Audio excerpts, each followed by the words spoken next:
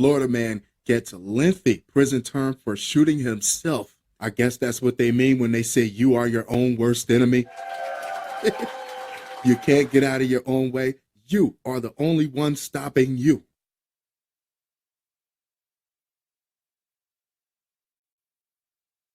A Florida man who fired his weapon and shot himself with it during at least one burglary was recently sentenced to spend decades in prison. Justin McCall, 28, was found guilty on multiple burglary charges by retired judge Paul A. Rasmussen, who took senior status in the Sunshine State's First Circuit Judicial Court over a decade ago. The judge sentenced the defendant to 20 years in prison on March 6th, State Attorney Ginger Bowden Madden said in a Monday press release. You know, when you think of burglars, you think of people who are stealthy, quiet, ninjas with cat like reflexes. No, not him. Nope. The Elmer J. Fudd of thiefdom.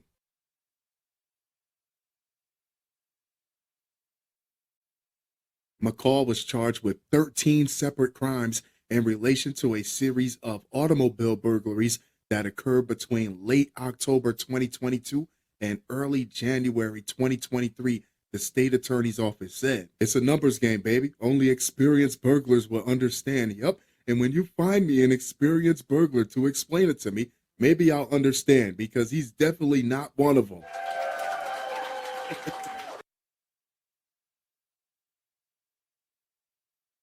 In addition to stealing miscellaneous items from the vehicles he burglarized, after all those attempts, he came away with junk. Me personally, I'm a quality over quantity person. McCall stole a firearm from an unsecured vehicle, highly irresponsible. The press release notes McCall then proceeded to burglarize another vehicle with the stolen firearm in hand. While rummaging through that vehicle, McCall accidentally discharged the firearm and shot himself in the leg.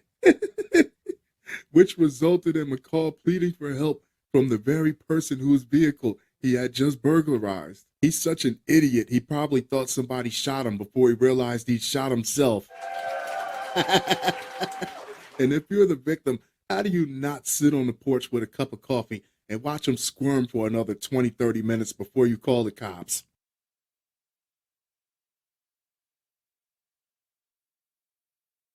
The firearm theft that resulted in his injury, however, was not the defendant's first, law enforcement noted. At the time of his arrest for the burglaries, he was on probation for grand theft of a firearm. So, regardless if you think the system was lenient on him or not, the fact is they still gave him a chance to turn his life around.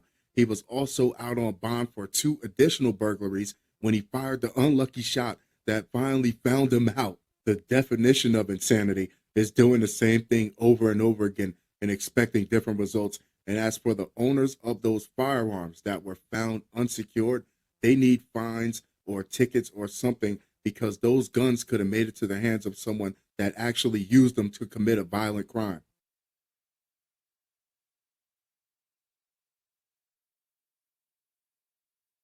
At the scene of the shooting, responding deputies with the Okaloosa County Sheriff's Office discovered McCall had stolen clothing from some of the vehicles in question and was wearing those clothes at the same time, the state attorney's office said. Really? Like a change of clothes is going to throw the police off the trail? Even better, like a gaping hole in your leg from a gunshot wound is going to go unnoticed.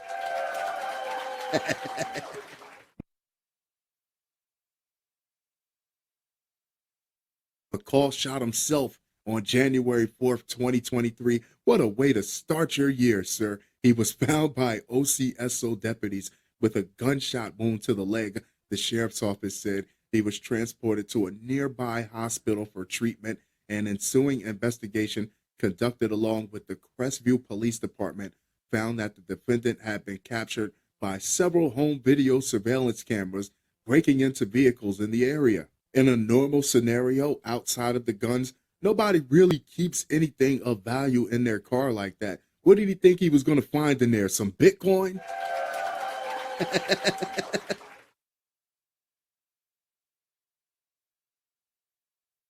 A homeowner on Zack Avenue says she discovered someone had broken into her car and taken her purse. And with that, what do you got? A few bucks in cash, some debit cards, It's more of an inconvenience to the victim than it is a real loss, the OCSO said in a press release at the time of the arrest. Later, while watching a neighbor's surveillance video, she saw McCall on camera wearing her white Sperry boots,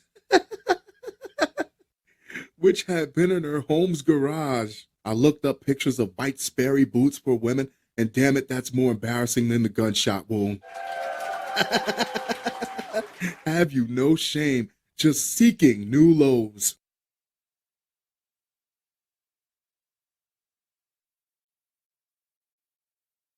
The defendant is expected to serve a full 20 years, and they should make him wear those boots for at least 5 of them in the Florida Department of Corrections under the terms of the state's 10-20 life statute, which mandates strict and lengthy prison sentences for felonies committed with the use of a gun. In this case, the defendant shooting himself in the leg appears to have been found by the judge to have triggered the statute. And that has to be the textbook definition of screwing yourself in every aspect of the term if I've ever seen it before. Bravo. McCall has 13 felony guilty convictions since 2012 in Florida, including 6 for burglary and 4 for grand theft.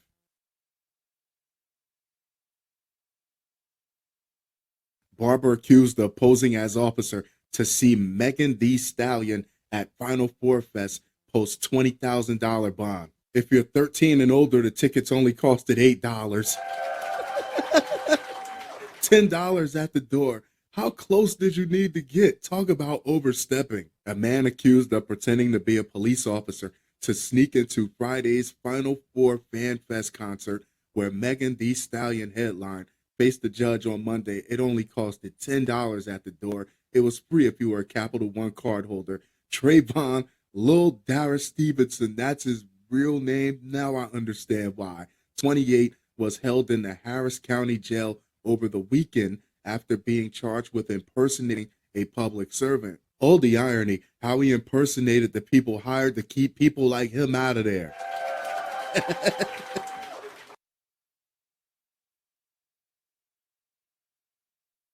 Court documents read that Stevenson allegedly wore a police K-9 vest and claimed to be working security as a police officer with the intention of seeing Megan Thee Stallion's sold-out performance at Discovery Green. Attorneys said Stevenson is actually a barber in Houston and has no qualifications as any type of officer, you don't say. What if something broke out and he really had to be security and the only interaction he got with Megan Thee Stallion was her watching him get tossed around like a rag doll?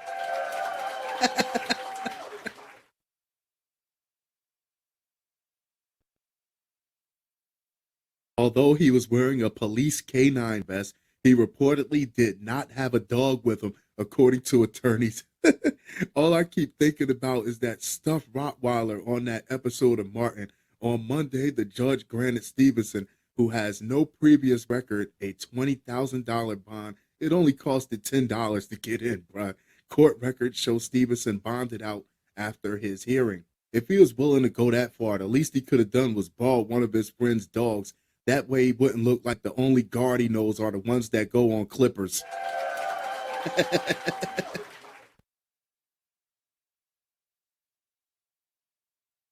Megan Thee Stallion is a fantastic draw, big draw, especially here in Houston, but this is still a felony case. You cannot go and impersonate an officer to get into a concert venue, prosecutor Matthew Jackson told Eyewitness News at Monday's hearing. In other words, grow up, fanboy. And honestly, she does great crowd work. He probably would have had a better chance meeting her if he just would have bought the ticket and attended the concert as himself. A Texas man bragged about stealing $50,000 from a Mexican drug cartel. He was kidnapped less than 2 hours later and is still missing. In 2023, we should all be well aware of what these cartels get into. So if you ever have any dealings with them and live to tell about it, the best way to keep living is to not tell about it. A Texas man bragged about stealing $50,000 from a Mexican drug cartel less than 2 hours later. Didn't even get a chance to spend any of the money. He was kidnapped by a group of armed men from a home in southern Texas and taken over the border. $50,000 is barely pocket change to these guys, so you already know it's more about the violation than it is about the money.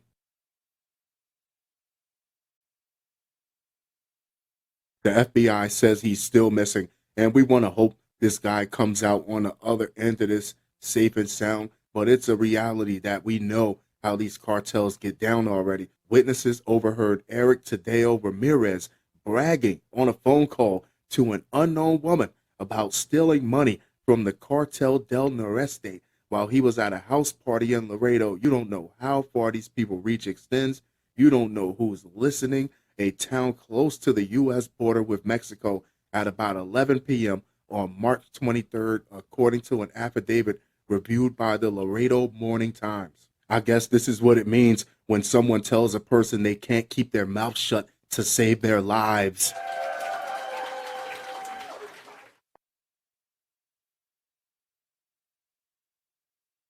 At about 12:45 a.m. on March 24th, a group of 2 or 3 masked men arrived at the location in a blue Dodge pickup truck and assaulted Ramirez before forcing him into the car, the FBI said per the Morning Times. And that's definitely not a coincidence, because if multiple people overheard him bragging about stealing the money, it only takes one person to sell you out.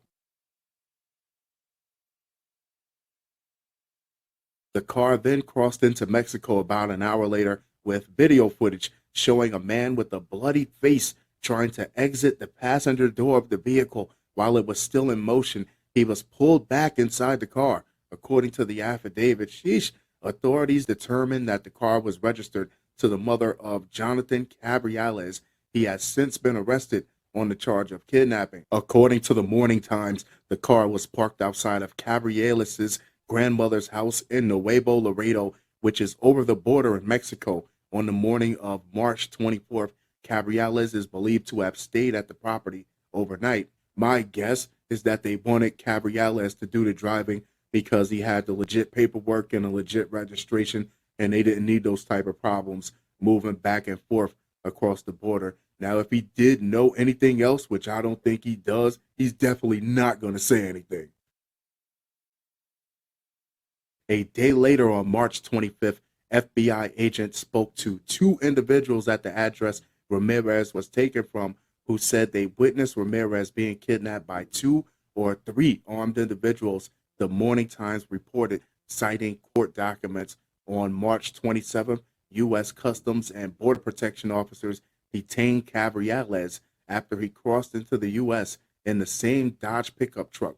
And that's why I believe they just had him as a driver. They probably got a few people as drivers who just keep a good license and a good registration on their vehicle to take them back and forth across the border without any type of problems.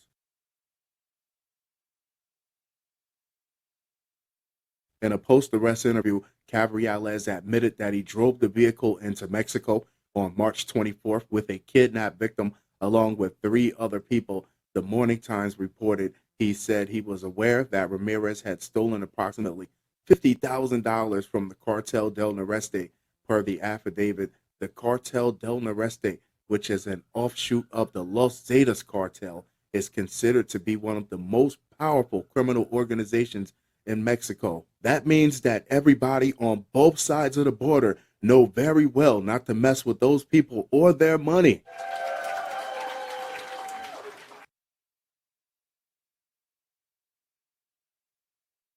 YouTuber plays prank on man who didn't take it very well in Virginia Mall gets shot in the stomach. Police. Everybody not playing with y'all out there, man. Everybody not playing, and everybody doesn't want to play. And I guess that's the double-edged sword of the prank niche, is that if you ask for permission, if you give a heads up, then it's staged now. It's not even a prank anymore. A Virginia man was arrested after he allegedly pulled a gun and shot a YouTuber who was pranking people inside a mall, according to officials. Around noon on April 2nd, officers responded to Dulles Town Center Mall in Sterling about a shooting, according to the Loudoun County Sheriff's Office. Deputies arrived within minutes and found the suspect, 31-year-old Alan Coley, and arrested him, Officials said the victim, later identified as 21-year-old Tanner Cook, was found nearby with a gunshot wound to his abdomen. He was transported to a local hospital for treatment. And we've all seen a few prank videos, and some of them are funny. Most of them are funny, but let's be honest, a lot of them are straight violations that go way too far before the pranker announces that it's a joke. Investigators said the victim and suspect did not know each other prior to the shooting. And that's the thing, because if you know the person or if you tell the person beforehand, then it doesn't have that genuine kick to it. Cook is a YouTuber known for his channel Classified Goons. WUSA TV reported he told WUSA that he was playing a prank and a simple joke, and this guy didn't take it very well, obviously. Did it call for this guy to get shot? Maybe not. Quite possibly not. But we're looking at an uptick in violence in public places, in schools, parking lots, grocery stores, malls. People are on a high alert. They got their head on a swivel. And while a prank or a joke might be funny to some, to others, they just want to protect their 3 feet. The incident was caught on video by Cook's friend, and that footage is now part of the evidence. WUSA reported the bullet pierced Cook's liver and stomach, but his family told WUSA they believe he will pull through and recover I hope he pulls through. Despite the injuries, Cook said he will not stop making more videos in the future. Hey. Coley was charged with malicious wounding, use of a firearm, and commission of a felony, and discharging a firearm within a building. Officials said he is scheduled to appear in court on April 5th. The mall was shut down for the day after the shooting, but reopened on April 3rd, officials said. What are your thoughts? Do you think the prank culture is starting to take things too far and encroaching on people's rights to be left the hell alone? Or do you think people are just taking it way too serious?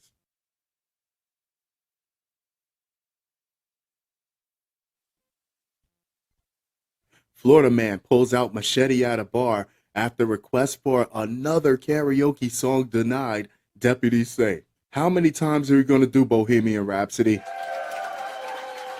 The ladies want to do Summer Nights. Let them cook. It will swing the mic back around to you. A Florida man was arrested Sunday after he allegedly whipped out a machete at a bar after his request to sing another karaoke song was denied, authorities said. First off, you whip out a knife, you whip out a switchblade, you don't whip out a machete. It's like 2 feet long. How did anyone not notice that he had it on him? Jordan is accused of pulling out an 18-inch machete, not quite 2 feet, but it still should be some discomfort when you're singing Chicken Fried in front of a half-drunk crowd early in the afternoon when an employee told him he couldn't sing another karaoke song, gave him a hard cutoff, WKMG-TV reported, citing an arrest affidavit. Apparently, our friend Mr. Jordan here didn't fully understand the rules of karaoke. Tell him about the gun line, boss, as when the stage lights turned off, he tried to force them back on by pulling out a machete he had concealed on him and demanding to do an encore, the sheriff's office said. No, he doesn't understand the rules. You only do an encore when the crowd asks for an encore. And I don't think the machete helped his chances either.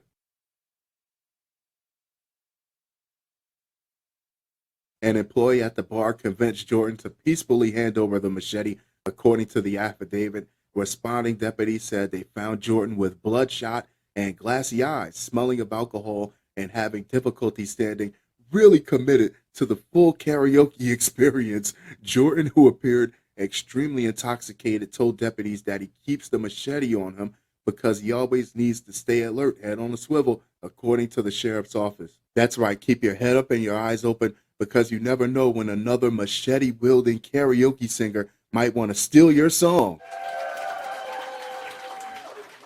Unfortunately, Jordan's actions didn't earn him another song on stage, but they did win him a trip to Ivy's Iron Bar Lodge, where every night is open mic night and he can sing any song he wants all night long, the sheriff's office said.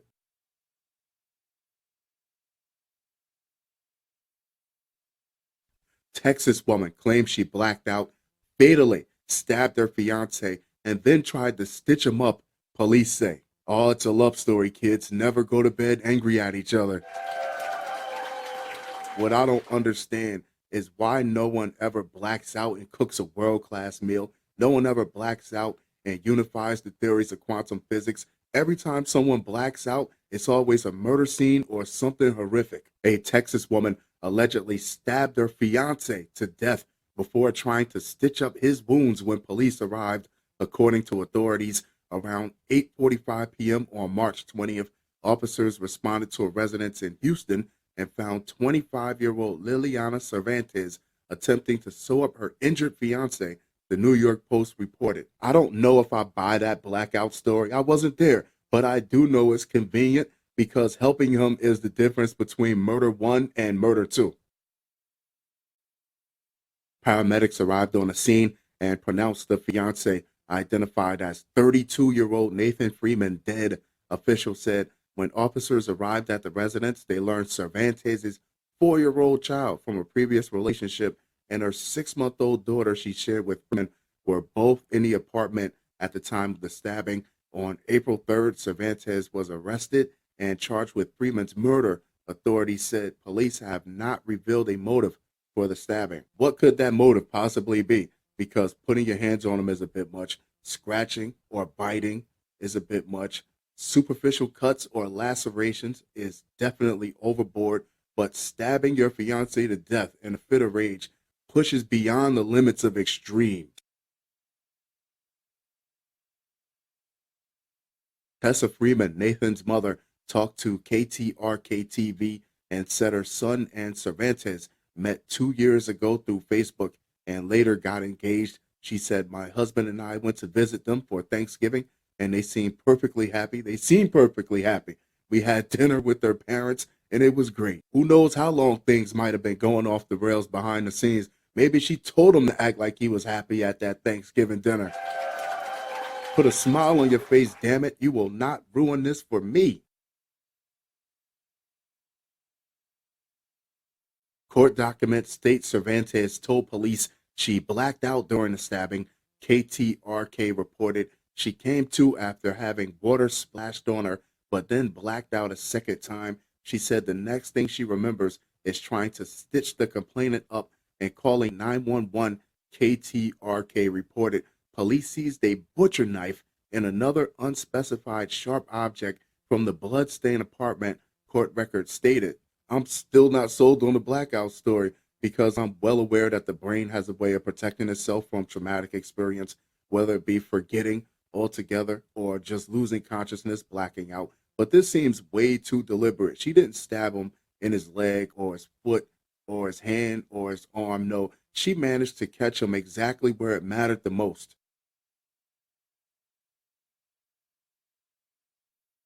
An autopsy was completed on Freeman, which showed he sustained 3 stab wounds, including one to the chest. Officials said Cervantes was booked into jail on $150,000 bond. Her children are not staying with her family, KTRK reported. And that's what's really terrible about this is that the kids are going to end up losing both of their respective parents. Tessa Freeman said she plans on fighting for custody of her granddaughter since she is being charged. I want my grandbaby, she said. That is the only thing I have from my son. Do you think it's possible that this woman could have stabbed this man 3 times, once in the chest with a butcher knife, and have absolutely no recollection of what happened? Or do you think it's a likely story? What are your thoughts?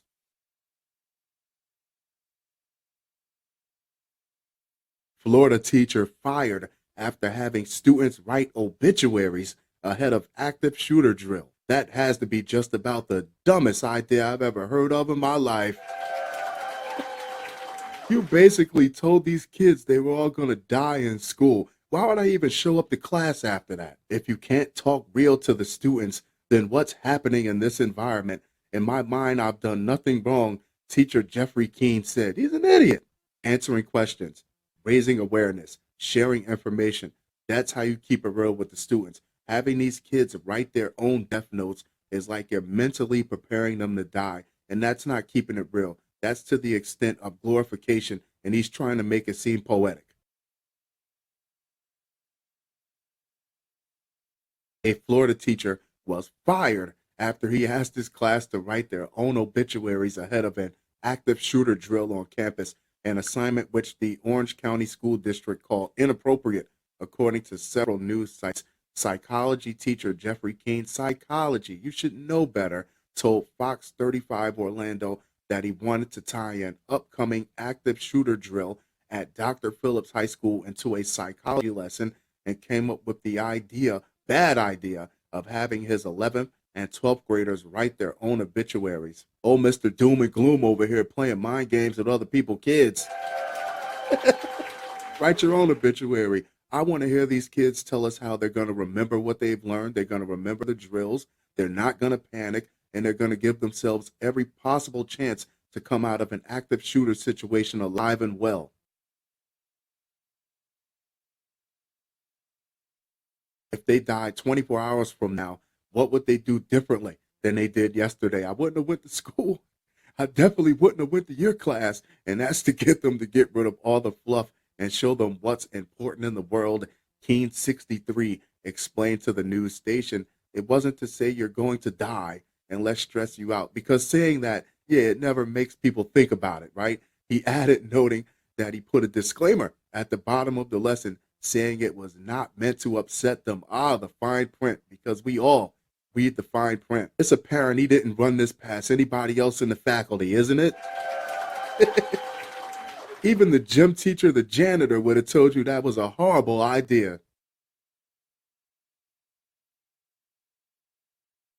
Keene, who had been working as a teacher since 2008 and was hired by the high school in January. See, where was he teaching at before that he's not there now? What happened at his previous teaching gig? Said he received a notice to end his employment by the Orange County School District soon after the assignment. When they said you have the option to resign without violating your contract, I said I didn't do anything wrong. He should have took it and scampered. He told the outlet, I said, if I did, tell me what it is. They said, we can't do that. I said, in that case, since I don't know what I did wrong, you can go ahead and terminate me without cause. For him to be a psychology teacher, he's not very bright, is he? Didn't you notice that everything was fine until you had them kids write their own obituaries? You didn't stick to the lesson plan, buddy.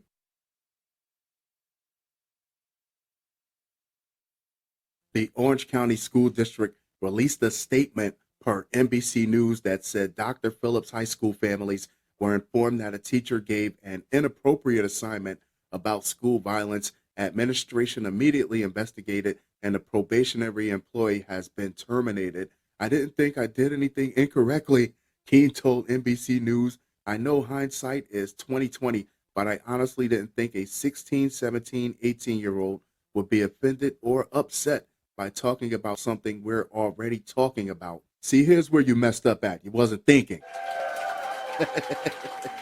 Talking about it is one thing, but having these kids write it down and visualize it and reflect on it is something completely different.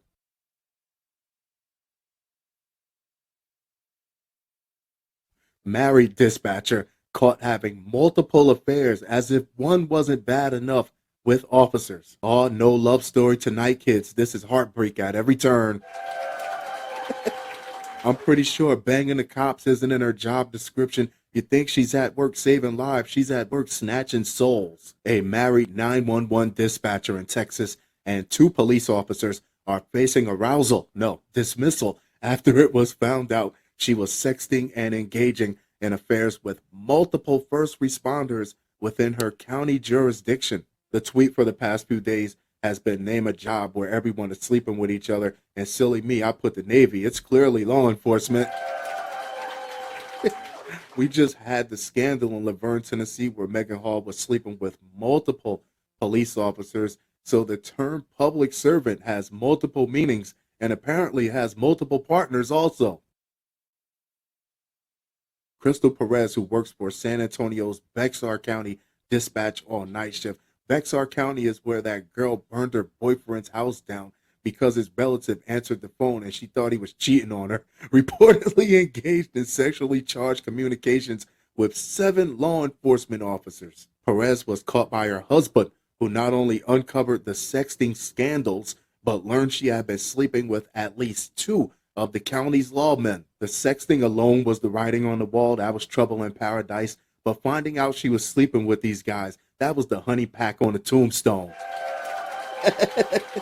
Because it's not just about sex. Paired with the way she was communicating with these guys, that makes it intimacy.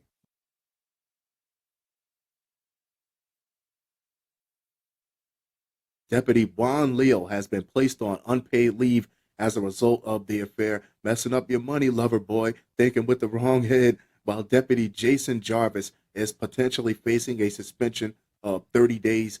Perez herself was placed on leave and faces termination. In addition to the aforementioned 3 BCSO Sergeant Ronaldo Salinas, he's a sergeant. That's a career position we're talking about, is also on unpaid leave. All parties involved could face termination, with such an event being more likely for some than others. I'm pretty sure that if there's anyone that's going to be left still standing after the smoke clears, it's going to be the sergeant, but he'll probably have some sort of hard reprimand. And what's wild about this is that if all of them lose their jobs, none of them is going to want to sleep with each other anymore. It's crazy. According to the Daily Mail, Perez's husband, a local area policeman named Giancarlo Perez, is planning on divorcing her. Absolutely. Get her out of here. I don't know what she could have possibly been thinking with her husband being in law enforcement, that he wouldn't have ran into 1 or 2 other officers that's in or around that circle that would have told him that some cops are banging his wife. She didn't think he was going to find out. That's disrespectful. She was the love of my life, but were you the love of her life? How was that reciprocation looking? And it was very distraught, heartbreaking. He told the local news station, I was in disbelief. Some of the text messages between Mrs. Perez and Salinas were incredibly descriptive, describing their bizarre sexual encounters, something that had to come as a heartbreaking shock to Mr. Perez. He had to run up on some sloppy seconds a few times and just know that wasn't how he left it. Trust your gut, buddy. I feel so hot and sexy when I'm in you, Salinas told Miss Perez in a text. No wonder she's losing her marriage over this guy. He's a regular Shakespeare. I can feel all of it, and I love it. She replied, that's the intimacy I'm talking about. Other messages show Perez expressing her joy at being rolled up in bed like a burrito.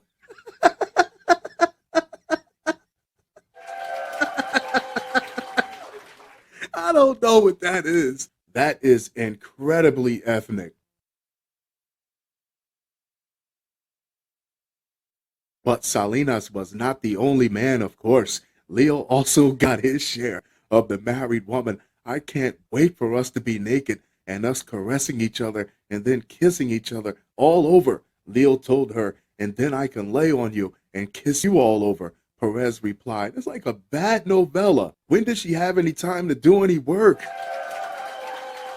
There's a kid on the line and his grandma's unresponsive. Answer the phone. The affairs are currently under investigation and punishments will be dealt out accordingly after all the evidence is reviewed.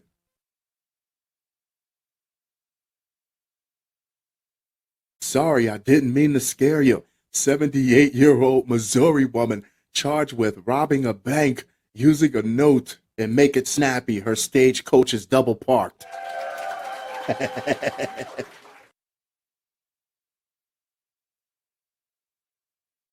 A wily 78-year-old woman in Missouri has been arrested after she allegedly robbed a bank, and not for the first time. Bonnie Betsy Gooch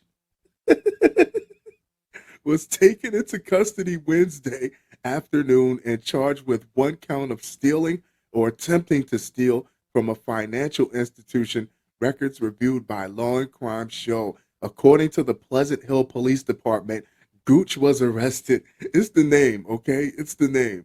A short while after she robbed the Goppert Financial Bank located in 2100 block of M07, about 30 miles southeast of Kansas City. And that's how you get to the bag before your 5 o'clock bedtime. Do the Charleston on these hoes, Bonnie.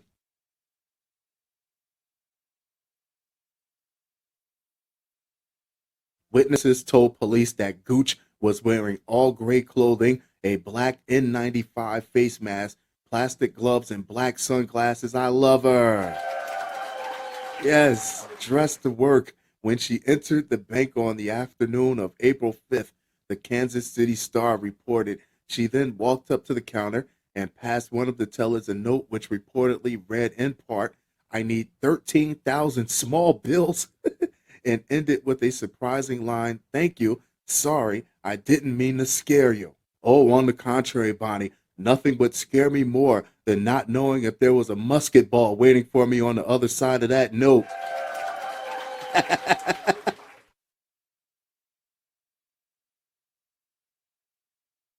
Police say that the bank surveillance camera showed Gooch, who was unarmed during the alleged robbery, hitting the counter with her fist while ordering the teller to move faster and collecting the money and not to bother counting the bills, according to the Star. After the teller handed her the cash, Gooch reportedly pulled out of the parking lot in her Buick Enclave with her handicap parking permit on display and turned onto Highway 7. Officers caught up with Gooch and conducted a traffic stop on her vehicle in the parking lot of the Pleasant Hill Animal Clinic, per the Star. The officers who pulled Gooch over reportedly said that the elderly woman reeked of alcohol and there were loose bills strewn about the floor of her car. Bonnie's a goddamn gangster. Can't tell me different. She knew Jack Daniels personally. That's why it was only right for her to have a few sips before she went on what might be her last caper.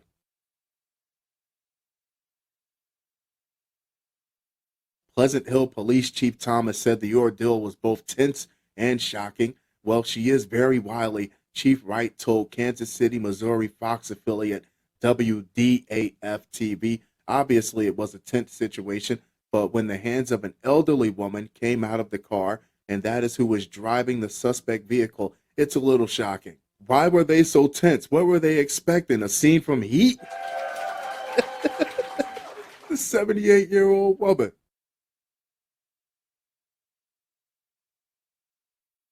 According to court records obtained by the Star, Gooch was convicted of robbing a different bank in Lee's Summit, Missouri in 2020 using a similar tactic. She reportedly entered a Bank of the West on the evening of January 23rd, 2020, and handed the bank teller a blank birthday card with the words, This is a robbery, written across the top. I love her. In the note, Gooch reportedly requested $3,000 in small bills. What's wild is that it seems like nobody took her serious because she's an older woman. What were they saying? She's just an old lady. Just give her the money.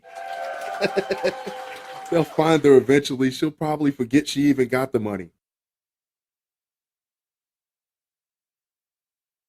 Police were tipped off to the robbery by Gooch's son, who called 911 about a half hour before the robbery and told the dispatcher that his mother was off her rocker and told them she was about to go rob a bank. So why were the police so tense and shocked if they had the heads up already? Gooch was apprehended a short while after the robbery. She was convicted in the prior case, but her sentence was reportedly suspended in lieu of probation, which expired in November 2021.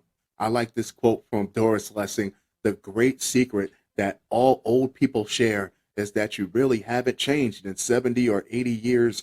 Your body changes, but you don't change at all. Gooch was reportedly also convicted of robbing a bank in California in 1977. But court documents in that case were not publicly available. That being said, the next time they tell you to hurry up and put the money in the bag, you hurry up and put the money in the bag. They might not have that much time to wait.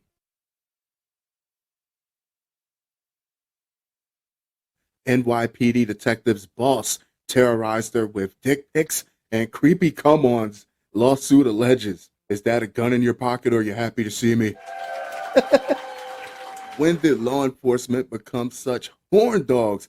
First, we had the officers in Tennessee and that mess of a scandal. Then I just had episode 429. The dispatcher in Behar County, Texas, was cheating on her husband with multiple law enforcement officers. Now we got New York. Oh, New York City, the greatest city in the world. NYPD Blue, Blue Bloods, and apparently Blue Balls. A married NYPD detective claims her commanding officer subjected her to an unceasing barrage of harassment, from offering her a vacation day in exchange for her underwear, what? To sending sexually explicit text messages and pictures of his penis and napkins with ejaculate on it. Shout out to this woman for having the courage to stand up and put it into this guy. Because you already know my line of thinking. Most likely it didn't start with her and it wouldn't have stopped with her. This guy is comfortable abusing his position and intimidating other women, just walking around with a stiffy all day, handing out his own personal brand of DNA evidence.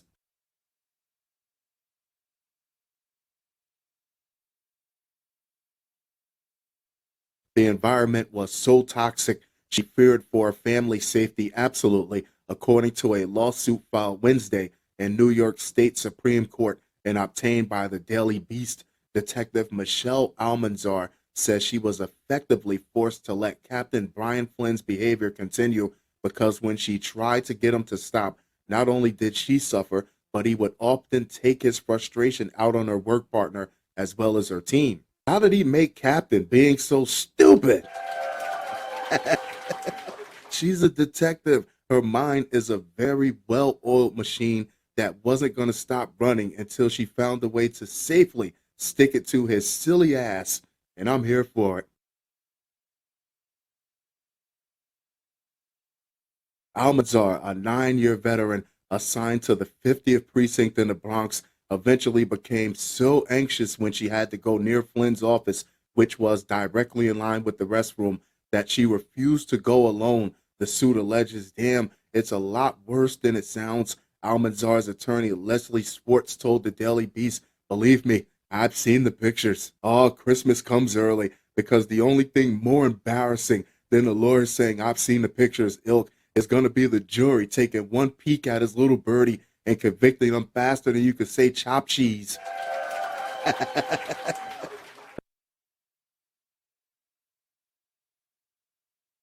There are at least two others in the same situation as Almanzar, but they are very fearful of coming forward, Swartz said, adding, I implore them to come forward. If they want to reach out to me anonymously, that's fine, but I really don't want these women to think that they've done something wrong because of a creep.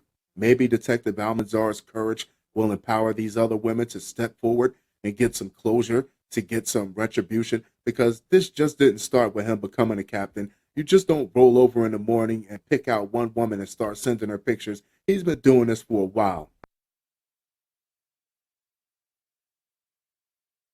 Things then escalated with Flynn texting Almanzar dick pics and worse, which she says appeared to be taken in his office at the 50th precinct. He alleged he didn't even get his name on the door yet, and already he allegedly asked Almanzar, who Schwartz says is married to a fellow police officer, to go out on dates with him and offer her special treatment as long as she continued to allow his advances, including one very specific instance whereby he texted to her, I was going to give you a commander's day if you just give me your panties. That is so disgusting, disrespectful, and out of pocket that I think if he was in any other profession, he would have been fired, charged, and forced to register as a sex offender. The only thing that's been keeping him safe this whole time was his badge and his position as a ranking police officer.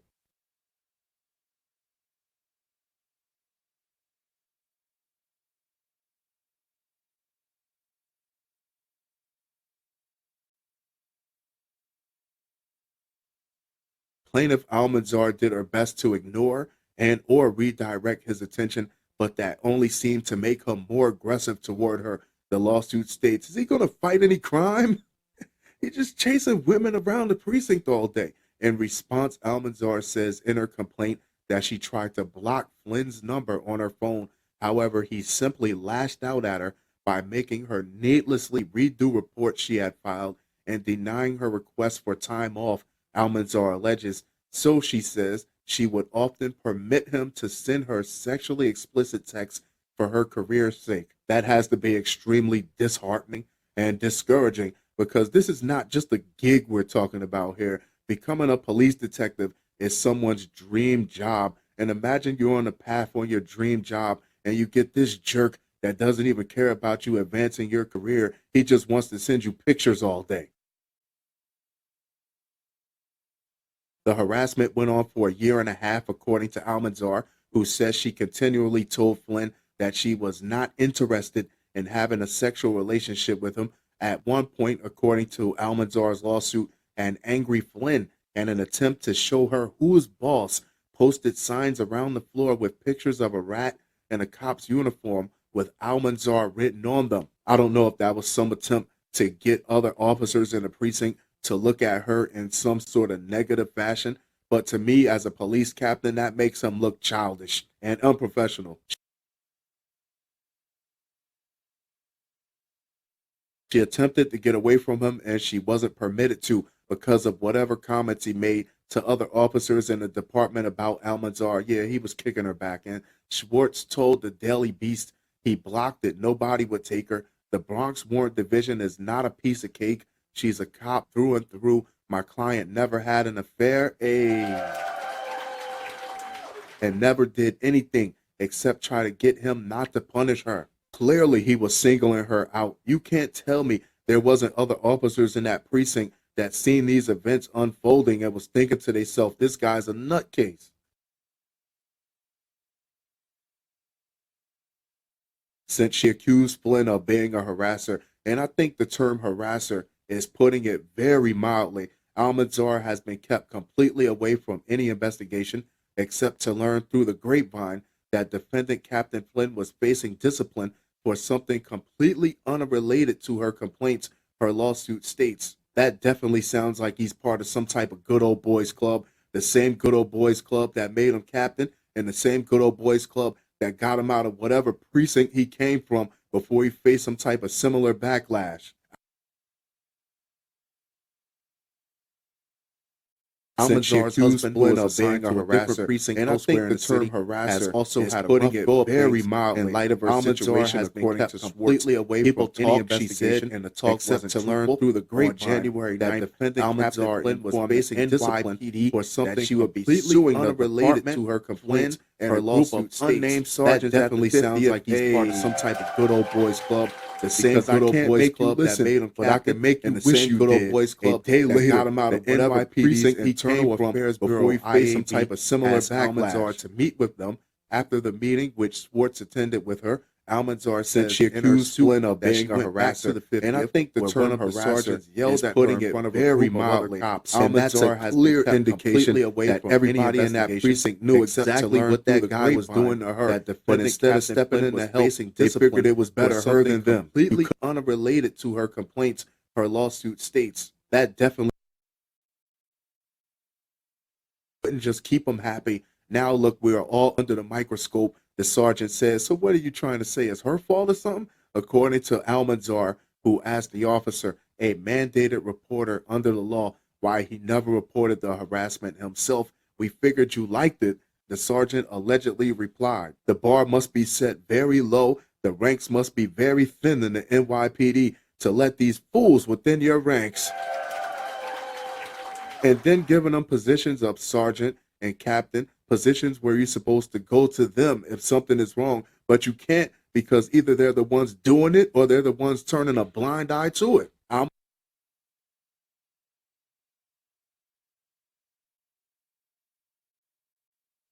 Almanzar, who remains on the job, is now seeking damages of an undetermined amount, plus interest, attorney fees, legal costs, and any other relief the court deems just. Schwartz noted that Flynn also remains employed by the NYPD and said, we have no knowledge of him being disciplined. She said there was more to the story that we're not ready to divulge and that she'll have to wait to know when that will be. It's just giving me the vibe that he's cool with someone or he has a few people that has some pull and they're keeping him protected in a holding pattern until the other shoe drops. He really shouldn't be working. He's probably sending somebody some unsolicited dick pics as we speak.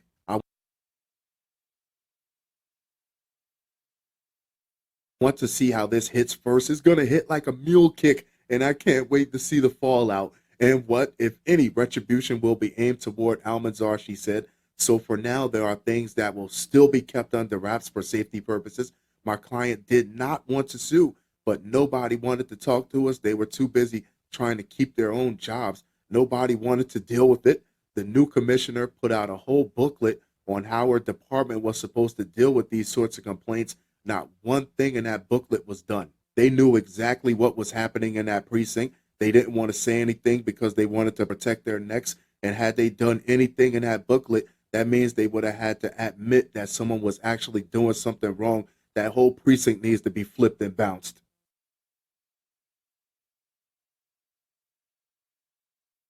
Brownsville woman arrested for stalking former lover's wife. Police say, I would be so offended.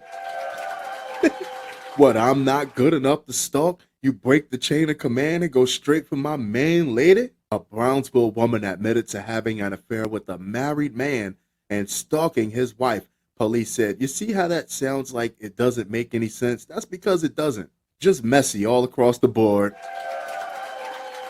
Why did she have to know you were married? And even worse, why does she have to know who you were married to?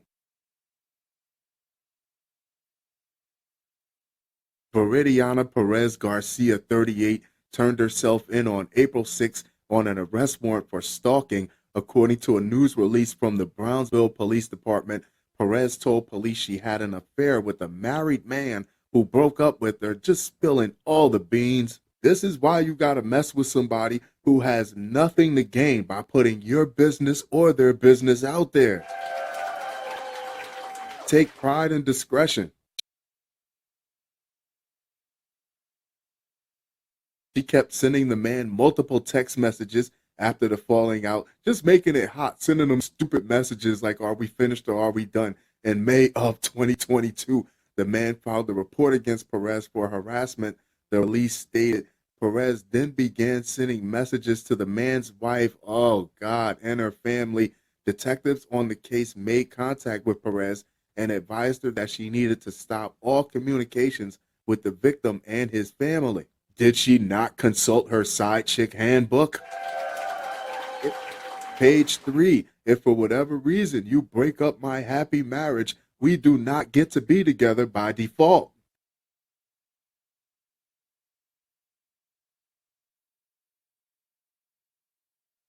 After the messages, Perez started to show up at the wife's workplace and caused several scenes. The release stated, just messy. A warrant for arrest was issued shortly after.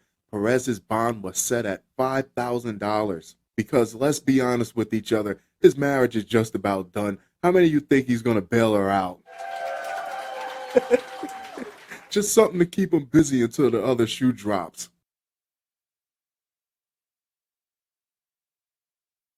Man hired undercover agent to kill family member who was sleeping with his wife over substantial inheritance. That is a lot. Talk about coming out on the losing end of the losing end. Because you can't pick your family, but you can pick your wife. But what happens when your wife picks someone in your family?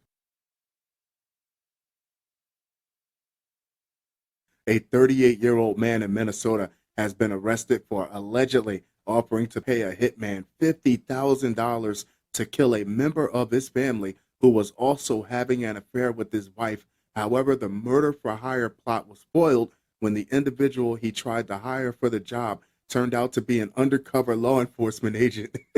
It's so hard to find good help these days, according to a press release from the Minnesota Bureau of Criminal Apprehension. His luck is so terrible, I wouldn't be surprised if someone would have took that $50,000, then made a pass at his wife also. There's no such thing as hitmen. Either they're going to take the money and laugh at you. They're weirdos who get off on hearing your story. They're going to turn you over to the cops and then laugh at you. Or they're actual police who are going to lock you up and then laugh at you. Robert Charles Thomas Sr. was taken into custody on Monday and charged with one count of felony conspiracy to commit first-degree murder. Jail records show he is currently being held on $250,000 bond, according to a copy of the criminal complaint filed in Todd County District Court. Thomas believed that in addition to getting rid of his wife's lover, the family member's death would also result in him gaining a substantial endowment. It was supposed to be a win-win, Minneapolis Fox affiliate KMSP reported. Here's the voice of reason. Because getting rid of his relative was not going to fix things with his wife. Now let's talk investigation. Who stands to get the money from this relative's death? Check. Then the affair, because that's going to come out also. Who's the common denominator with the affair and the inheritance money? Double check. You're suspect numero uno. The investigators wouldn't even need to put thumbtacks on the bulletin board.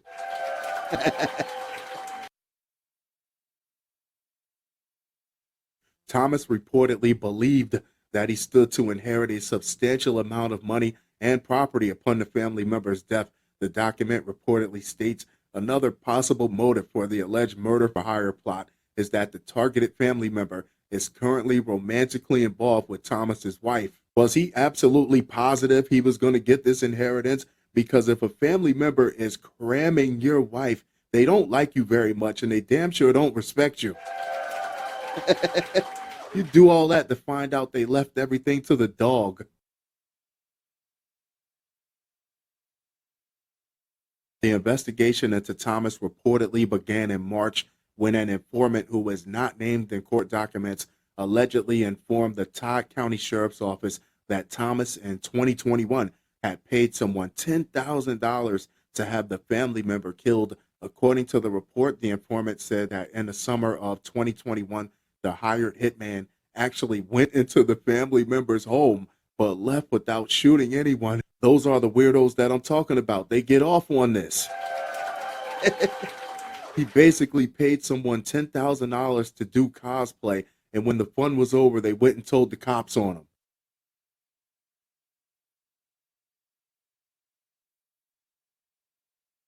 Agents from the BCA and TCSO then scheduled a meeting in which an undercover agent posed as a hitman and met with the informant and Thomas in a grocery store parking lot on April 6th, set his ass up. Here's what I don't understand. If he paid someone $10,000 to perform a hit job in which that person did not perform the hit job, what do we have to really talk about? What are we meeting for unless you're giving me my money back? And then you're going to bring in a third person to sit in on the conversation. That's a textbook setup.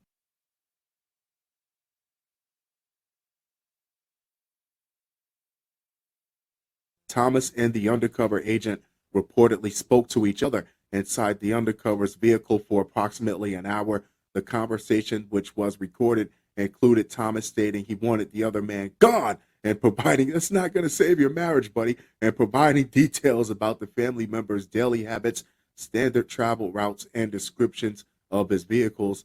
Thomas made it clear that he wanted the targeted family member killed, just gone, as opposed to being merely injured or maimed. Court documents reportedly stated the undercover agent gave Thomas a phone number to call if he a direct line to the police office.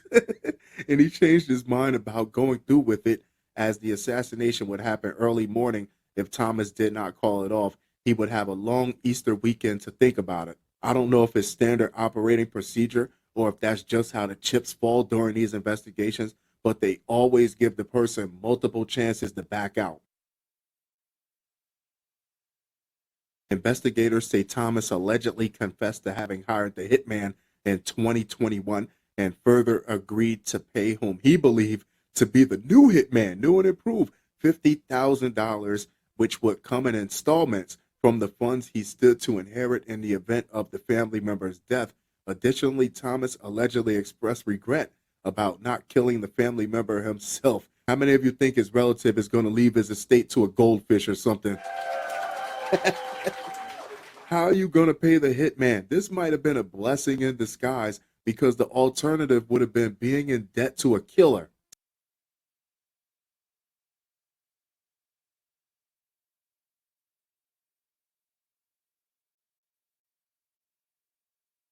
Thomas encouraged the undercover agent to kill the targeted family member whenever the opportunity arose over the long weekend, the complaint states, according to the Star Tribune, adding that a murder for hire agreement had been reached and that Thomas did not call it off before the killing was supposed to take place. I think it's standard operating procedure.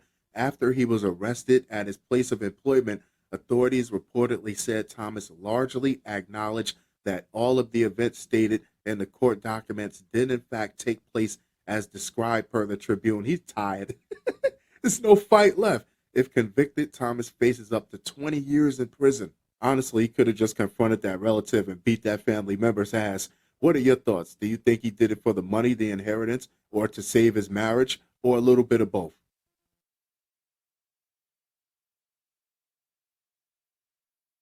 California doctor accused of poisoning husband with Drano was trying to kill ants, not her spouse. Lawyers claim. I'm so glad they cleared that up. Nobody's perfect. It's an honest mistake.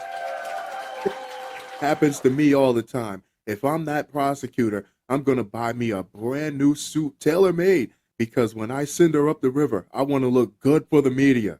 A Southern California doctor, SoCal, accused of spiking her husband's tea with Drano, was not trying to poison her spouse. Nope. Instead, attempting to address an ant infestation, her lawyers claimed. Who are these lawyers? And why did it take more than one to come up with such a sad defense?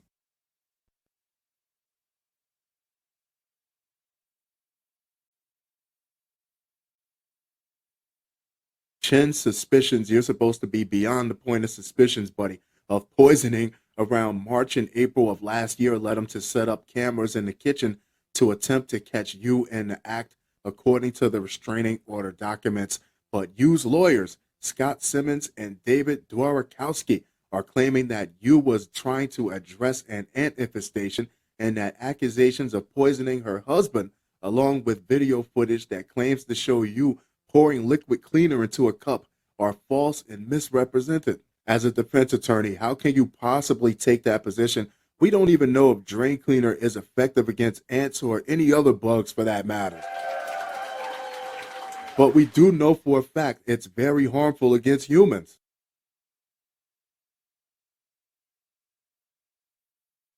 She does pour the Drano in the cup 3 times to kill the ants. That's not disputed. Simmons told ABC7 she absolutely poured the Drano in the cup. You're not helping. Simmons and Dworakowski did not immediately respond to a request for comment. What could either of them say at this point to make any one of them look the least bit more competent? In this case, Chen's attorney, Steve Hittleman, told Insider on behalf of his client that the household did not have an ant problem. Hey. Chestnut checkers, that's how you win yourself a trial.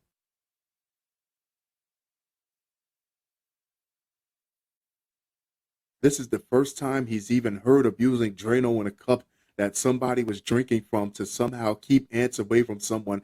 Hittleman said he's going to win this trial just on common sense alone. You don't even need a law degree. Dworakowski told the New York Post that Yu was relying on unconventional methods to get rid of the ants. I would think that if drain cleaner was an effective method to get rid of ants, that it wouldn't be poured in a cup, that you would put it on the floor. You would put it in a house. You would put it somewhere where the ants are actually coming from. Not just any cup. She probably put it in his favorite cup. Chen filed for divorce and requested a restraining order last year against Yu after he became suspicious of a chemical taste.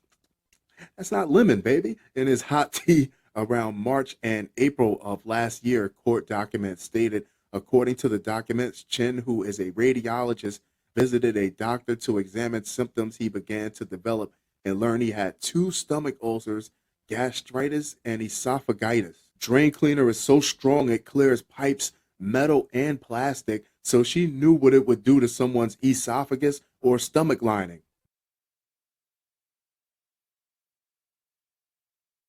Based upon the diagnosis and my suspicions about the chemical taste, I put cameras in our kitchen, Chen said in his restraining order request. I obtained footage of Emily poisoning me on 3 occasions. The Orange County District Attorney's Office is also using the footage in its case against Yu. An Orange County grand jury indicted Yu on April 5th on 3 felony counts of poisoning and 1 felony count of domestic battery. She might have been able to argue once as a mistake, but 3 times is crazy. 1 time is a coincidence. Anything after that is a pattern.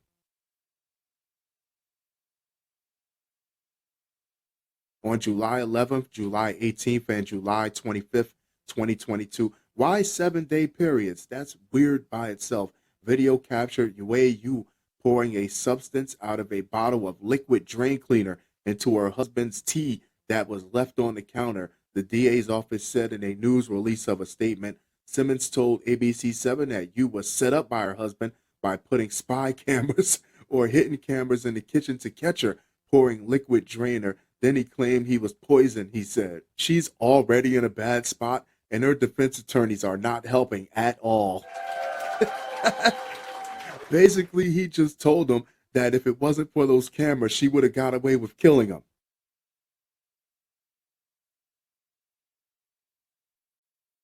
According to the district attorney, Chen also submitted samples of the tea to the Irvine Police Department. Testing by the FBI found liquid drain cleaner in the substance. Yu's arraignment is scheduled for April 18th. The way her husband covered all his bases and mounted all that evidence against her alone by himself, there's no way she's going to wiggle out of that. She's done.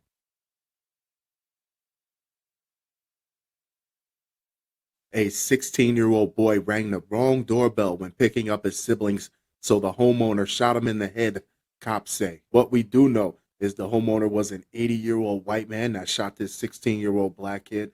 What I would like to know is if there was any communication, was there any exchange before the shooting? Did he tell this kid, get off of my property, I have a gun? Or at the very least, did he tell this kid, you have the wrong address? Because if he did, this would have never happened. So it's leading me to believe that he just opened the door and shot this boy.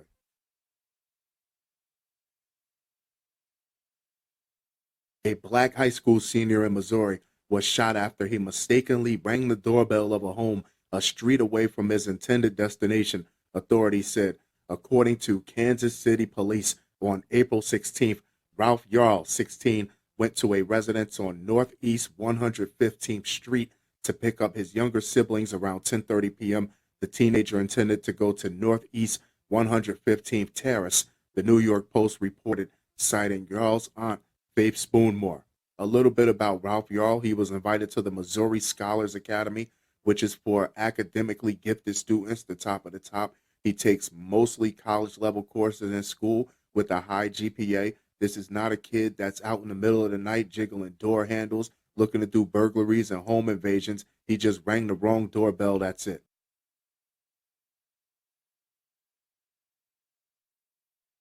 After Yarl rang the bell, Kansas City Police Chief Stacey Graves said the homeowner allegedly shot the boy twice in the head and arm. Yarl was rushed to an area hospital with life-threatening injuries. Here's what's not clicking for me, because at any point, if this guy felt that threatened, he didn't even have to open the door to tell this kid, get off my property, you have the wrong house, I have a gun. Any one of those three things, and this never happens.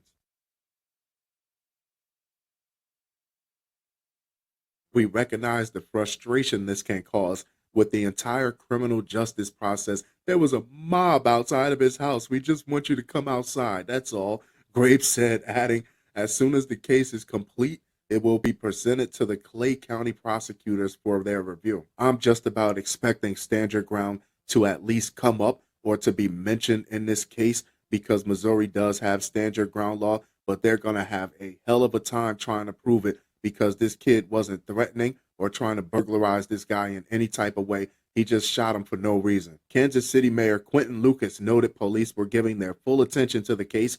This is not something that has been dismissed, marginalized, or diminished in any way, the mayor said. Gonna hold you to that.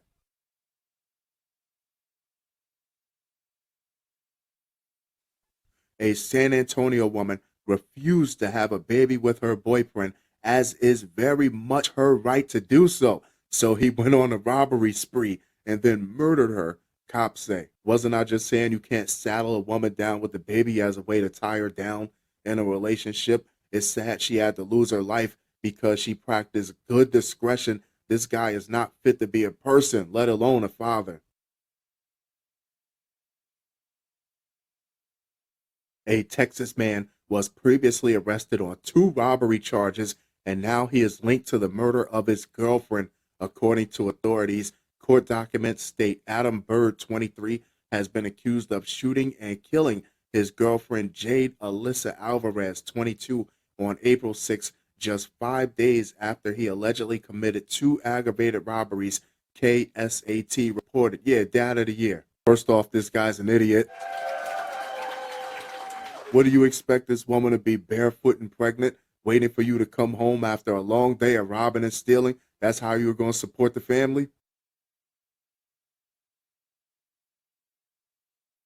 Around 6:30 a.m. on April 6, officers found the body of Alvarez on Capitol Avenue in San Antonio with multiple gunshot wounds. 5 days later, on April 11th, police said they spoke with a witness who was with Alvarez before the fatal shooting occurred. The witness said Alvarez and Byrd were in a relationship, and Alvarez was talking with Byrd on the phone prior to the deadly incident, court records state. According to the witness, Byrd asked for Alvarez to be dropped off on Capitol Avenue, and the witness complied and dropped her off between 10:30 p.m. and 11 p.m. on April 5th. Alvarez was found dead by police several hours later. What's messed up is him asking her to have his child, and she probably didn't even want to be with him. He out here robbing people at gunpoint. She could have been scared to break up with him.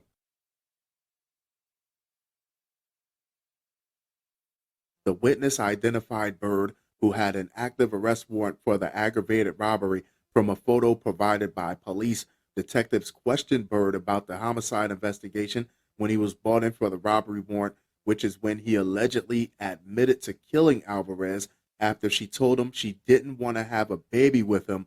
Police said Byrd told police he used the same handgun to kill Alvarez that he used in the robbery, officials said. There's a part of me who didn't want him to have that luxury of clearing his conscience by confessing to murdering this young woman for nothing other than not wanting to have his baby. Byrd was charged with murder and 2 counts of aggravated robbery. Police said he was booked into the Bayard County Jail. Bayard County is seeing a whole lot of action and remains there on $250,000 bond.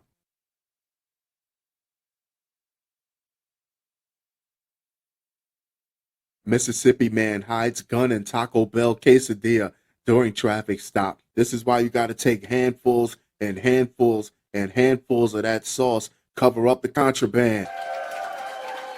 Chestnut checkers. A man was taken into custody last week after Mississippi detectives say he hid a gun in his Taco Bell order during a traffic stop. The Picayune Police Department says around 12:30 p.m. Friday, the department's neighborhood enhancement team conducted a traffic stop on East Canal Street. That's where detectives found 2 people, driver Olivia Neff and Devin Mitchell, a passenger in the vehicle. Because the article keeps saying gun in the quesadilla, gun in the quesadilla, I see a gun and a meth pipe.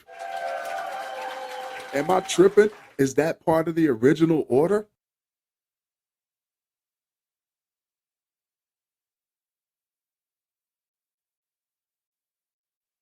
While detectives say the stop originally resulted from a traffic violation, officers conducted a probable cause search of the vehicle.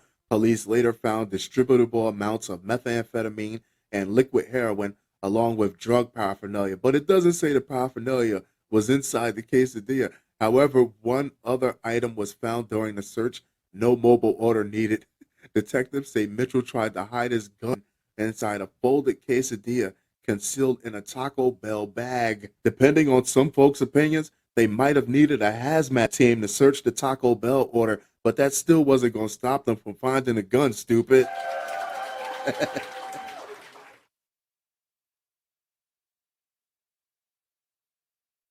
Mitchell faces multiple charges in connection to the incident: possession of a controlled substance with intent to distribute while in possession of a firearm, possession of a controlled substance, tampering with physical evidence, possession of a weapon by a felon. The hits just keep on coming. And possession of paraphernalia. We're told Neff received a simple traffic citation and was released at the scene. Well, at least his transition from Taco Bell to prison food won't be that much of a dramatic change.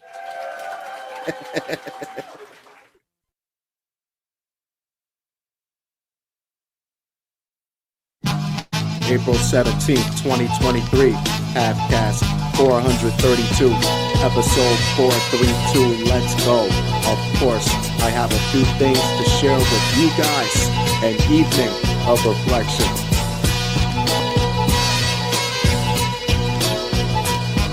shall we?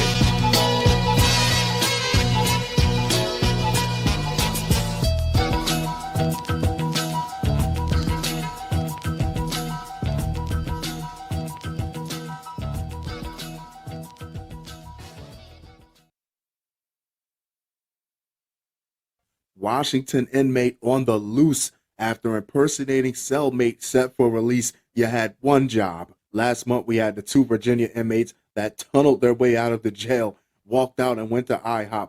That was a cartoon level failure. I didn't think there would be anything could beat that. I stand corrected. At least those guys had to work for it.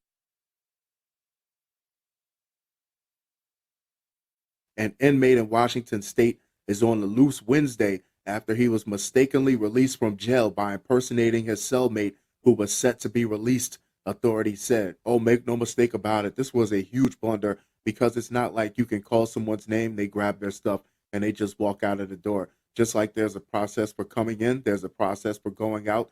He passed through multiple layers of security, so there were multiple chances for them to catch this.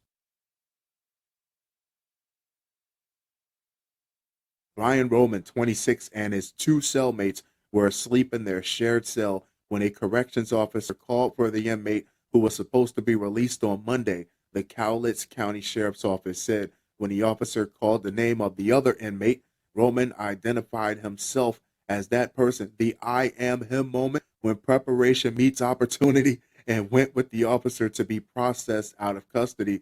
Jail staff noted that Roman and the other inmate shared similar physical features, officials said. What are you implying, that all inmates look alike? Gotcha. Clearly, they're trying to cover their butts because that inmate was the only one in the building that bought his A game that day.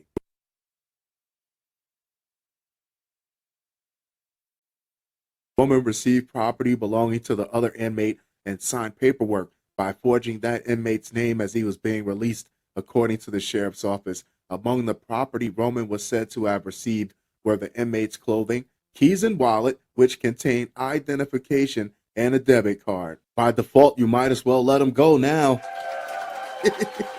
As we speak, he's working in a Seattle Starbucks, putting the little leaf patterns in people's coffee. Corrections staff, you hear that, staff, so I don't want to hear them trying to throw one person under the bus. This was a team blunder. Did not realize the wrong inmate had been released until the victim inmate contacted them to inquire about when he was to be released. The sheriff's office said, "Wait, you're still here? You left 5 hours ago." "You told me to say goodbye to you for you when you left." Police have since been searching for Roman, who authorities say was last seen wearing a blue hooded sweatshirt, a black shirt, gray sweatpants, and brown slippers. The Cowlitz County Prosecutor's Office issued a warrant for Roman's arrest on charges of second-degree escape, first-degree criminal impersonation, forgery, and 2 counts of theft in the second and third degree. You know what? I don't think they like having that chink in their armor exposed like that. They're going to try to smoke this guy.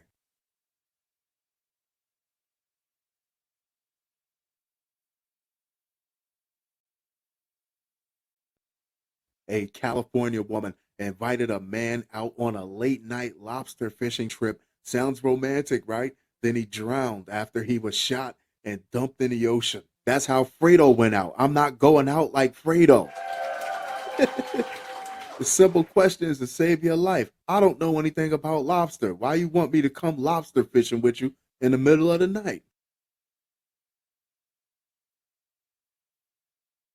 A Southern California woman, SoCal, who led a man on a deadly fishing trip in the Pacific Ocean will spend nearly 22 years in prison for her actions. Sheila Ritchie, 43, was sentenced Tuesday for second-degree murder in the killing of James Dow in October 2019. Orange County court documents say Ritchie drove a boat with Dow aboard on a late-night lobster fishing trip from Dana Point. Me personally, I'm not getting on those small boats, and the further I would have got away from land, the more and more I would have started thinking that I don't want what I thought I came for.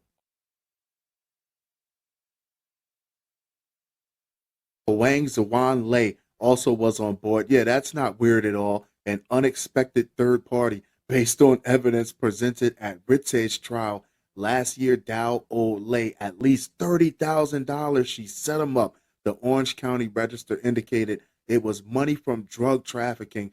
Federal prosecutors say once the fishing boat was away from the coast, Lay shot Dow in the back. Dow landed in the ocean while Ritze and Lay went back to shore. If I owe the plug $30,000 and I do not have the plug's money, I'm not taking any random invites to anywhere. Netflix and chill can turn into Netflix and kill. You're not going to invite me to Chuck E. Cheese so a hitman dressed up as the mouse can strangle me with piano wire, and fishing is the most obvious one.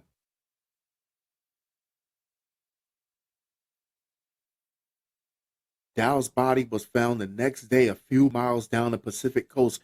His death was ruled a drowning. They probably thought they killed him initially and dumped his body overboard, but he was still alive. He just didn't have enough strength to swim the shore. Lay reportedly bragged to people about the killing. Why? But federal informants heard some of what he said. If he's that heavy in the game, why was he talking to anybody? Learn to keep your own counsel. Ritze was secretly recorded during the investigation, talking about a hit list of potential victims. The recording was part of the evidence presented at her trial. I'm going to take them out on my boat. They go on the boat, but they are not going to come back.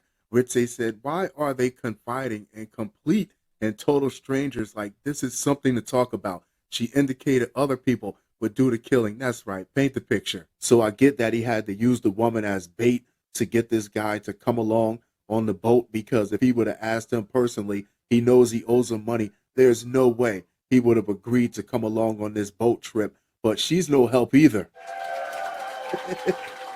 Her lips is just as loose as his, if not worse.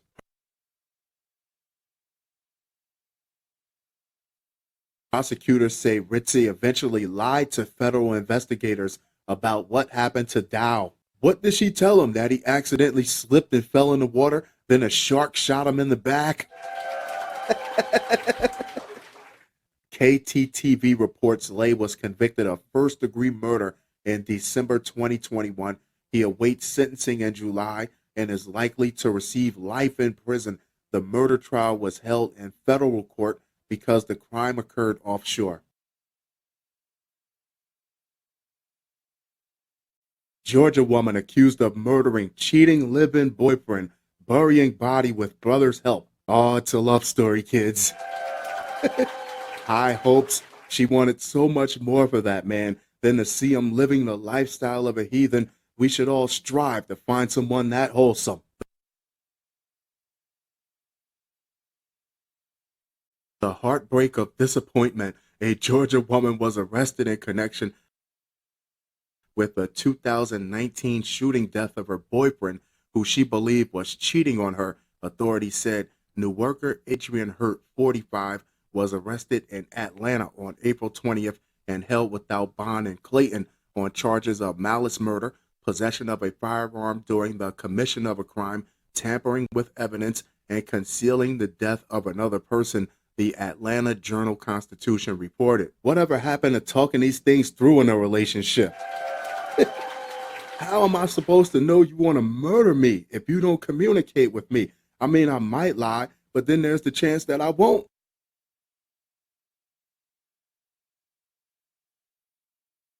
Clayton County Sheriff LaVon Allen said law enforcement officials launched an investigation after Hurt and the then 17-year-old son of the victim, Sean Jackson, reported the man missing in July 2019. According to Allen, an investigation determined Hurt caught Jackson cheating on her, and she confronted him in front of the home of the woman he was allegedly seeing red-handed. The couple's dispute dragged on for hours, including after they returned to the residence they shared. Cheating is a reality. It's a part of society. It is what it is. But cheating on somebody that you live with, cheating on somebody and then going home, crawling up in bed with them, and possibly sleeping with them also was a different type of disrespect. That's like saying, I'm going to do this right in front of your face and you're never going to find out.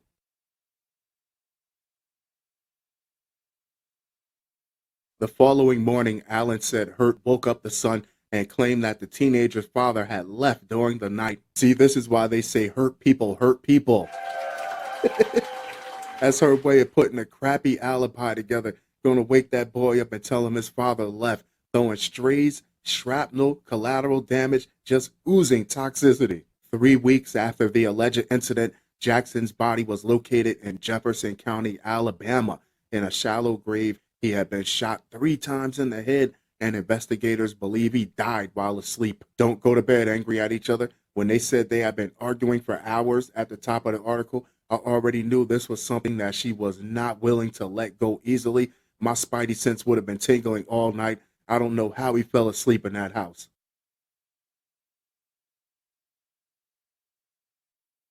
Undercover massage parlor sting nets arrest on prostitution charges. How deep undercover are you willing to go to get the solid evidence that you need?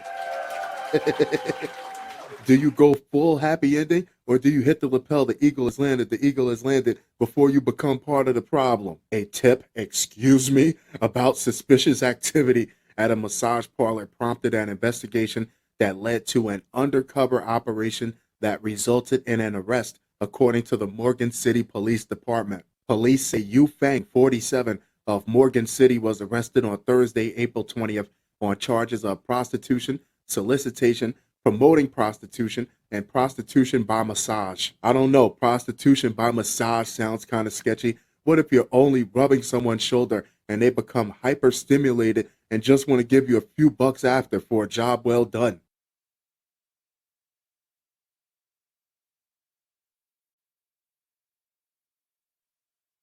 Investigators said they first received information about the massage parlor on Brashear Avenue in February. A sting was set up and an undercover officer was sent into the business Thursday. How many officers, rookies and veterans alike, were lined up outside the captain's office for that assignment? Oh, the icing on the badge. Reports indicate during the course of the massage, Fang negotiated and offered additional services of a sexual nature for an added cost, according to MCPD. The investigation is ongoing.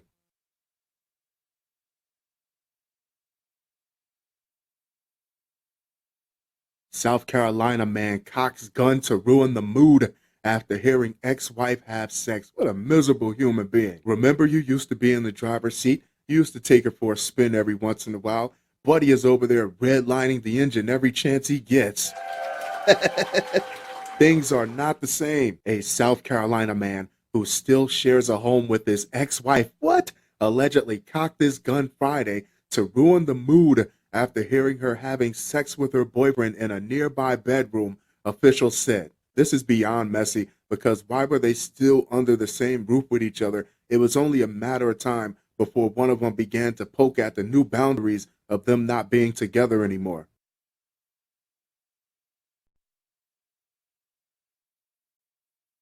Alan Riggs, 24, began banging on the walls of their Myrtle Beach duplex in an effort to quiet the couple down shortly before 12:30 a.m.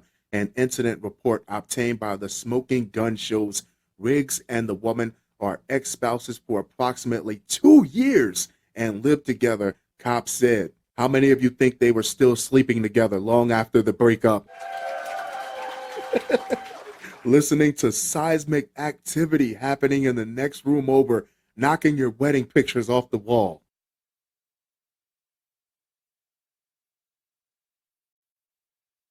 After the couple ignored Riggs's pleas, the frustrated ex allegedly ran to his car to retrieve his firearm and racked the gun outside their bedroom before retreating to the living room. When the woman exited the room for a glass of water, it's an all-star performance up there. She needs some Gatorade. Riggs rushed up to her with the gun still in his hands and told her that if she went back upstairs, she would die. Don't go back up there. I heard what he was doing to you up there. That man was hurt.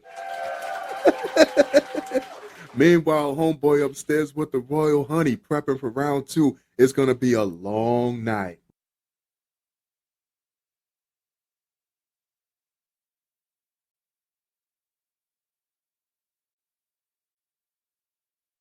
Riggs told cops he became upset. You would cry too if it happened to you when he heard his ex-wife having sex and had banged on the wall to try and get them to quit. He turned to his gun only after that method failed, he said. Police confiscated a 9mm pistol from Riggs. He was booked into the county jail on felony domestic violence charges in lieu of $100,000 bond. Something tells me that's going to be the best sleep he's going to get until he moves out of that house.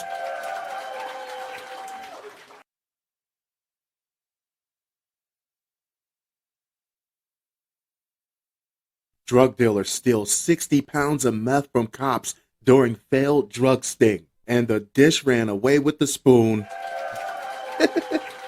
You had one job, stay with the drugs. They should have put an air tag in the package or something. I know that was a long drive back to headquarters. A sting operation went sideways on April 19th when a suspected drug dealer made off with 60 pounds of methamphetamine. If he was only suspected then, he's definitely a drug dealer now that belonged to a California Sheriff's Narcotics Division, authorities say. I hate to break it to you, but this was actually a drug deal gone right.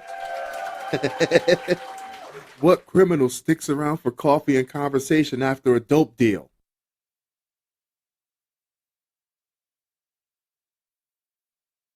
The Riverside County Sheriff's Office is working to track down the stolen meth. Methamphetamine is a reoccurring guest on this podcast. Let's give it up for methamphetamine. Worth between $150,000 and $210,000 after a suspected drug trafficker fled the scene of an undercover sting operation, Fox 11 reported. Authorities set up the sale to identify traffickers, meeting with the suspect at approximately 4 p.m. The outlet continued. So the authorities are reporting this to have happened on the 19th. It's already the 24th. Those drugs are long gone. Literally up in smoke. Whoever that was didn't know that if he was set up, he didn't know that it was actually the cops that were selling him the drugs, and he wasn't trying to stick around to get the deets.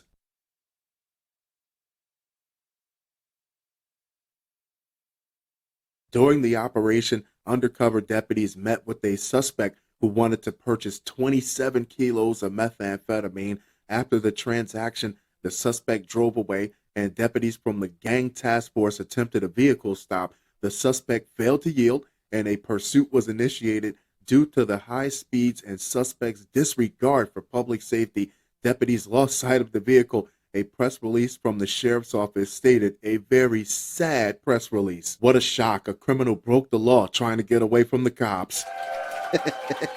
I never saw that coming. It's almost like simple traffic safety took a backseat to the 60 pounds of meth that was sitting in this guy's lap. And to make it so bad, I still don't think they properly identified the person, as was the initial point of the investigation in the first place.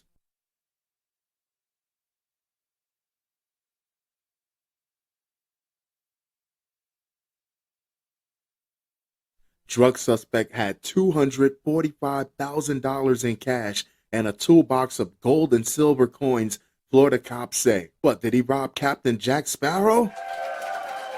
Blackbeard? Who's walking around with doubloons in 2023?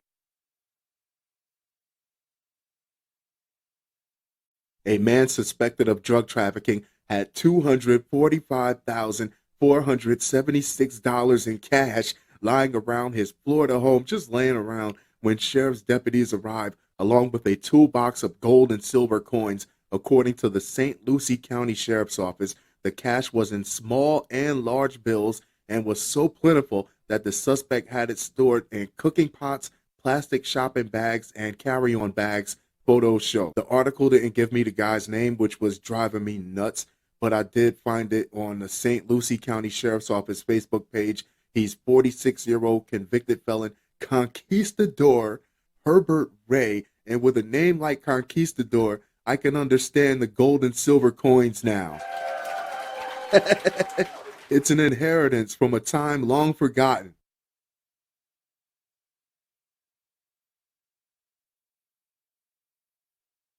Detectives also found a selection of illegal drugs because why not have the drugs right there with the money all in one place? Very convenient for law enforcement. That included 4,103 grams of cocaine, 148 grams of MDMA, 12 grams of fentanyl, 100 grams of MDPV, that's Molly, and 220 grams of marijuana, the sheriff's office said in a news release. The discoveries were made Friday, April 21st, as deputies searched a single-family home near the 300 block of North 24th Street in Fort Pierce. Officials said Fort Pierce is about 120 miles southeast of Orlando. See, this is why you need people like Marty Byrde. None of this would have happened if you would have let Marty Byrde take care of this for you.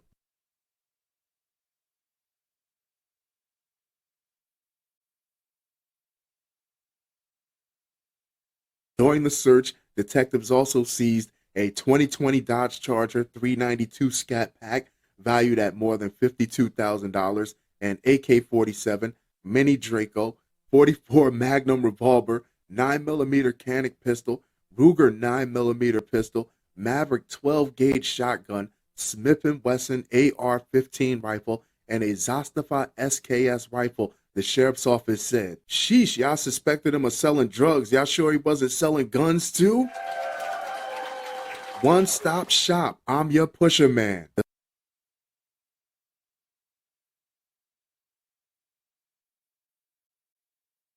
The suspect was arrested and charged with possession of a weapon by a convicted felon, cocaine trafficking, drug trafficking and fentanyl, trafficking amphetamine, trafficking phenethylamines, and possession of marijuana. Jail records show bond was set at $153,000. This was no small operation, gee, you think, given the large amount of drugs, weapons, and cash recovered. Some people will say that dealing drugs is a victimless crime. However, when you put drugs, weapons, and cash together, this is the perfect combination for violence in our community, St. Lucie County Sheriff Ken Mascara said in the release. And with that bust, he just solidified his re-election. Who needs a colorful speech?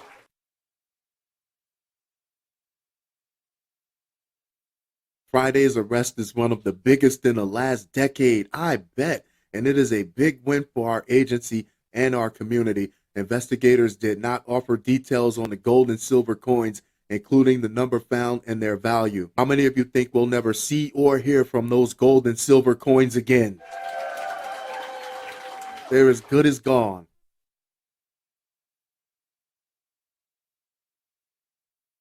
Security guard charged after shooting customer trying to buy jeans at Greenbrier Mall, police say. Sounds like someone overstepped their job description.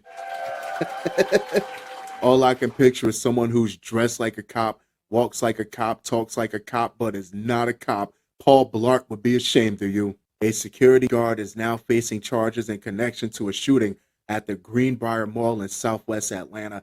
Channel 2's Taisha Fernandez first reported on the shooting live Wednesday on Channel 2 Action News at 4 p.m. Fernandez learned that a man was shot twice inside a retail store at the mall just before 3:30 p.m. after an argument. We only wanted him to stand by the door and check the receipts. He's shooting the shoppers. They're going to sue the hell out of me for this.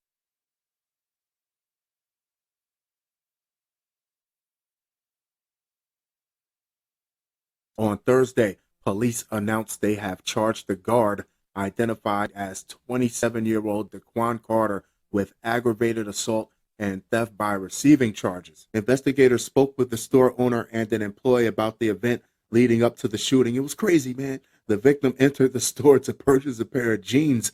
According to the employee, the owner instructed the employee to open a door that let the victim into a private room. So he's just trying them on. At first, me trying to make it make sense, I thought the security guard might have had a feeling that the guy would try to take the jeans. Nope. He just misread and overreacted in this situation in the worst possible way.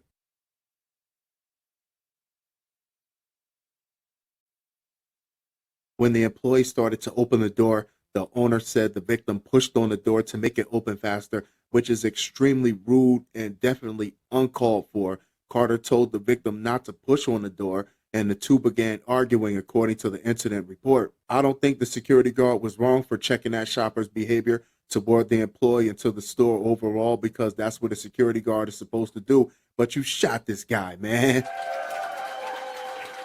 Killed your justification. You were just supposed to bounce his goofy ass out of the store. The owner told police that the argument stopped for a moment, but started again when the man told the guard to come see about me. I don't have to be from Atlanta to know that's a threat. Come find out what I can do to you.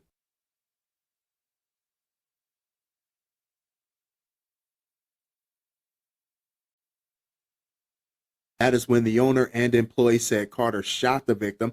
The owner said he did not think the victim posed any threat and that he wasn't armed. He wasn't sure why the guard shot the victim. I'm going to go on ahead and assume that the owner doesn't know what the hell come see about me means.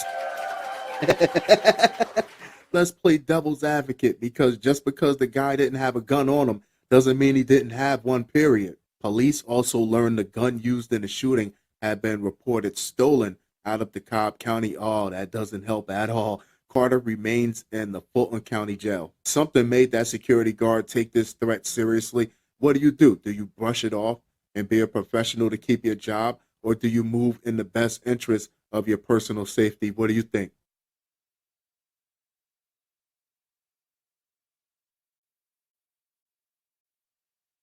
Man gunned down fake parking lot attendant over $40, then finished the date. Who says chivalry is dead? You know, even a crappy job will keep you from having to scam people out of $40, but I guess that's all after the fact now. A man arrested in connection with the April 11th fatal shooting of a man on an East Downtown street is accused of doing so after getting in an argument with the man after being scammed out of $40. According to court records, it's not about the money, it's about the violation. Eric Aguirre, 29, has been charged with murder in the fatal shooting of Elliot Nix, 46. According to court records, Aguirre was arrested in Aransas County and extradited to Houston Tuesday. What's worth risking your life over for just $40? Let me find out people still dying for crack money in 2023.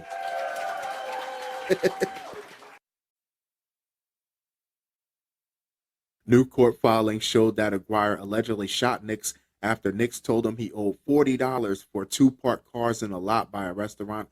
Aguirre had just arrived for a date and thought Nix was a parking attendant. According to court filings, the woman on the date told investigators Aguirre walked into the restaurant and discovered Nix wasn't a parking attendant, dun dun dun, and that he was a well-known scammer, and he left her with a restaurant attendant while he ran back across the street. According to court filings, when he returned, she said he told her he'd scared Nix. Yup, scared him to death. But he's not taking any L's. And it's not even about the money. He could have let it slide, but that probably would have ruined his whole mood for the whole night. A witness told investigator he saw Aguirre pay Nix and walk to the restaurant before returning to get a pistol from his car and chase after Nix, shooting him. According to court records, the shooting happened in the 1300 block of Chartres, a street that runs parallel to Interstate 69 near Discovery Green and Shell Energy Stadium. A little bit of frontier justice. A little bit. How many people do you think this guy has scammed that he felt comfortable doing this? Like this was a real job for him. Woman with prostitution history accused of stealing $103,000 in trick roll. Whoa, whoa, whoa, whoa, whoa. We don't job shame over here. She works in a cash-based industry. Hey, we could say she works in consumer affairs, accounts payable, customer service, human relations. It's a people-person industry. A woman with previous arrest for prostitution-related crimes, that could mean any number of things, in Las Vegas is accused of stealing a duffel bag full of cash from a man's hotel room while he was showering. The very last show of 2022, I caught the story of Priscilla Cueva. She does comfort work also. She stole a $230,000 watch from a man in Las Vegas in the same exact fashion. These women are not your friends. If you needed companionship, you should have bought your wife.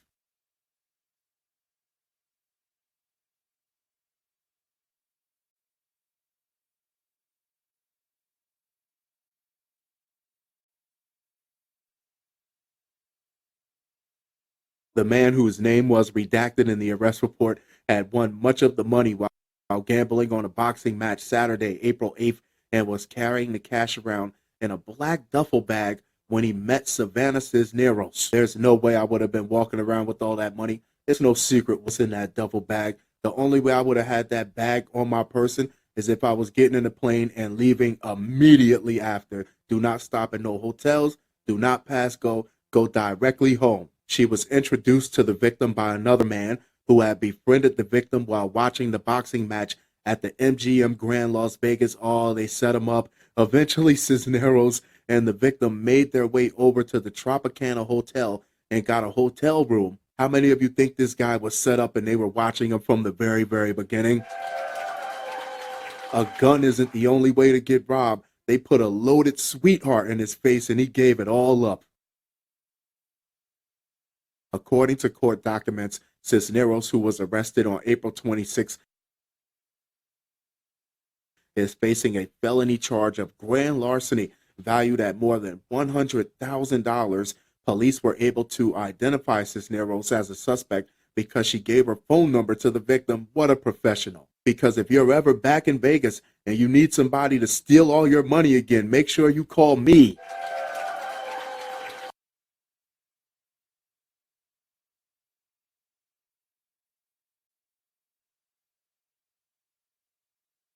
The man told police he attempted to hide the bag in the room from Cisneros and was even going to take it with him when he went to retrieve something from his vehicle, but Cisneros accused him of not trusting her around the money. Damn right I don't. The arrest report said the victim was doubtful of Cisneros, rightfully so. He told police that although he made drinks for both of them, he didn't drink his because he feared it might be drugged. This man had over $100,000 in cash and he couldn't have got the room that had the safe. Then he fall for the kindergarten psychology trick. What, you don't trust me? Nope. In fact, I trust you less now just for asking me that.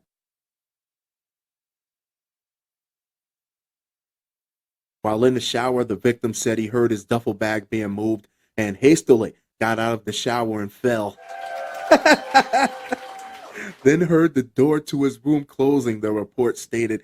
Police said surveillance video showed Cisneros running out of the hotel room in her undergarments with the duffel bag, and a short while later, the victim ran out of the room with no clothing on but couldn't locate Cisneros. Why he just had to take a shower while she was still in the room is beyond me. She should have been long gone.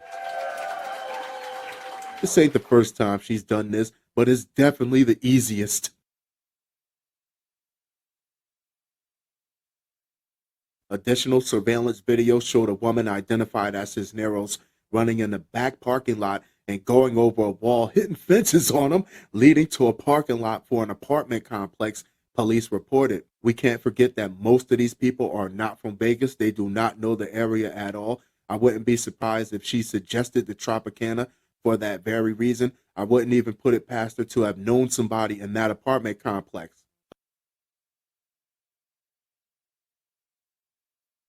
Police wrote in the arrest report the theft is consistent with trick rolls, which is, that name is hilarious, which commonly occur at the Strip or downtown properties. Court records also show Cisneros has multiple prostitution-related arrests, that could mean anything, and also arrests for trespassing at several Strip properties, police said. According to court documents, Cisneros posted bond with his money and was released from the Clark County Detention Center Thursday morning. How many of you think they just got off to a bad start? He should give her a second chance. After all, he does have her phone number.